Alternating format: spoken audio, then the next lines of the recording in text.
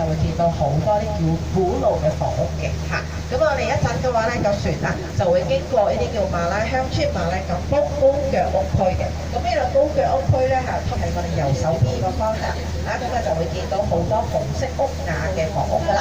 咁右手邊見到嘅第一間係高起嚟嘅喎，但係又唔係特別高嘅嚇，因為咧我哋已經冇啲叫做浸水嘅問題啊。咁啊，所以咧我哋嘅呢啲馬拉高腳屋已經有混合體嘅啦。唔係我就話呢啲啊，OK 嚇。咁啊，其實咧我哋馬拉朋友嘅高腳屋係一部冷氣機都唔見嘅，有冇察覺啊？OK，嚟前方嘅第一位麻煩坐一坐落嚟，因為我哋嘅船家咧要睇前咧出現咗啲四腳蛇啊，係啦，四腳嚇，咁我哋睇一睇前方會唔會有機會見到啦嚇。酒店嘅，咁呢個大華酒店咧，以前係一間豪宅嚟嘅噃，係我哋馬六甲呢度非常之富有嘅一位人家嘅屋企嚟嘅。但係而家咧呢間屋嘅話已經賣咗變賣咗啦，賣咗邊位咧嚇？賣咗俾 YTL 集團啊！咩叫 YTL 集團咧？YTL 集團就係陳如興陳如興嘅加工人嘅部位嚇。咁所以咧，陳如興嘅加工嘅 YTL 集團咧，就將呢間豪宅賣咗落嚟，咁包括後面嘅呢一個快地都賣咗落嚟，就起咗一個有7層樓高 ，total 得個25間左右嘅房啊。咁所以咧，呢一個非常之有特色嘅精品酒店，亦都係目前為止馬六甲市中心裏頭非常之昂貴租金嘅一間酒店嚟嘅所以咧佢哋成日出沒嘅地方咧，都會其實喺呢度嘅。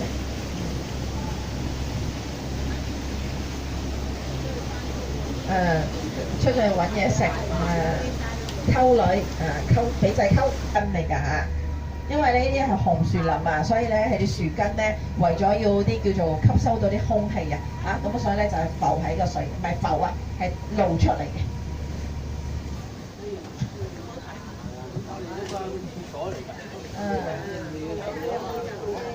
係啦，走咗就冇啦。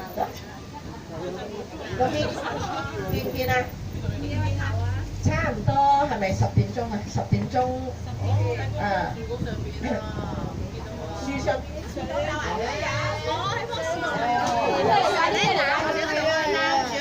樹上咧嗰度有，然後嗰邊都有上部都有，係啊。識嘅。我睇唔到㗎。喺嗰個樹叉位啊嘛。樹叉尾嗰度，我睇唔到嗰啲。喺呢度啊。係啊。嗱，即係我睇唔到，真係睇唔到，影唔到啊！我睇唔到，嗰度同埋一間酒店 ，Swiss Garden。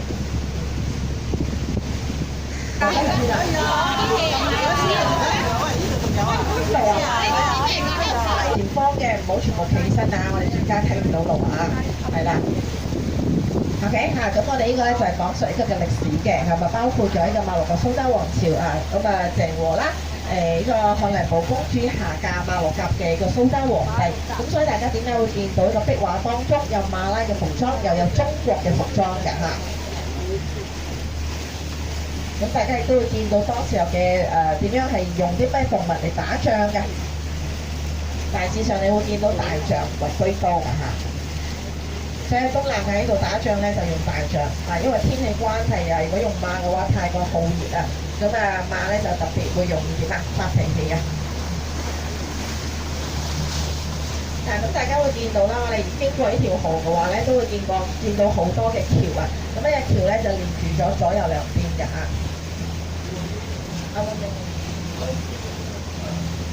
越南嗰啲仲大條啊！你有冇見到啊？上次我去越南，我好大條咯，喺啲樹林度咧，睇得到樹林同埋游水，好似鱷魚咁大條㗎，好得人驚㗎。係啊，有啲越南嘅。跟住落嚟，我哋見到個嘅壁畫咧，最主要咧俾大家見到我哋當時係馬六甲蘇丹王朝最主要兩位嘅馬拉人嚟嘅嚇，咁其實佢就係鄭和。另外一個咧就係當時我哋非常主要嘅將軍，但係點解大家會見到嗰個鄭和係着住個馬拉服嘅咧？咁其實唔係叫馬拉服，叫回教服，因為大家所知嘅，咁其實鄭和本身雖然叫華人，但係唔係佛教徒嚟嘅。有呢個絲綢之路啦，我哋所講嘅絲綢之路嘅路線一帶嘅話，其實係好多回教徒㗎。好，嚟講團友，大家都察覺到咧，我哋而家前方其實就係馬六甲嘅古城區啦。你會教到我哋馬六甲古城區每一家嘅屋企啦，佢嘅屋頂都掛住好高嘅天線㗎。但係我哋喺九龍坡嘅時候係唔見嘅。呢度咧你會見到好多掛住好高嘅天線嚇，因為最主要咧我哋嘅馬來西亞自己本身有電視劇都唔好睇㗎啦。但係你會話要最好睇，肯定係最近嘅地方就係新加坡，所以咧我哋可以免費收睇到新加坡嘅嚇。如果你將個天線掛高少少嚇，好啦，咁右手邊我哋再次又見到啲壁畫啦。咁呢個壁畫咧就講述咗我哋馬來西亞嘅主要民族，除咗馬拉、印度、華人，你都會見到咩巴巴亮嘅人葡萄牙人嘅後代，係啦，巴巴亮嘅人嚇。咁其實巴巴珍多冰大家一陣咧係有機會欣賞到嘅嚇。其實珍多冰最主要咧就用椰糖、椰奶 ，OK 嚇。咁仲有大家會食到一條嘅，咁其實係用綠豆粉，就加咗乜嘢咧？大家有冇聽過？